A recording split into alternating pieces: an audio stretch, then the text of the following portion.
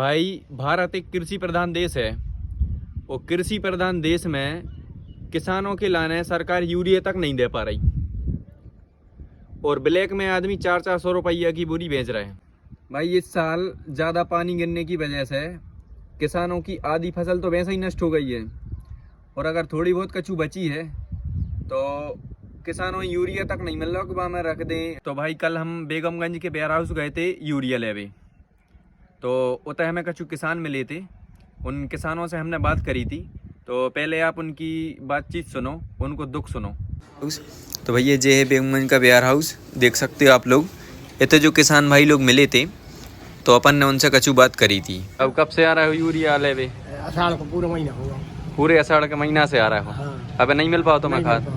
तुम यूरिया लेवे या तो सुखा के देते जी? सोमवार को मिले, जा सोमवार का बस सोमवार के बस सोमवार का जा सोमवार के। कितने सोमवार निकल गए? कम से कम तो 5 निकल गए। 5 सोमवार निकल गए, तुम यूरिया नहीं मिल पाओ। काय की बोनी करी था अपने? मका की बोनी करी है। मका की? मका कैसी है? मका अच्छी है।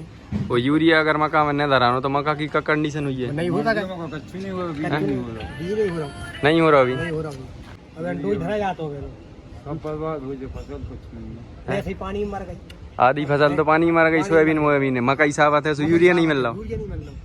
मीडिया वाले सब कोशिश नहीं कर रहा, मीडिया पर पेपर में डालें तो सरकार के पास बात खबर पहुंचे तो वे भेजें यूरिया। यूरिया नहीं है तो सब फसल पूरी बर्बाद होगी, कुछ नहीं, किसान मर जाएंगे। बीज ही नहीं हो रहा। 20,000 की मका महंगी लेके वही है, 50,000 को बीज है, 50,000 को बीज है। तो भाई देख लिया आपने वीडियो, किसानों के क्या हाल है। किसान खुद बोल रहा है कि हम मर जाएंगे।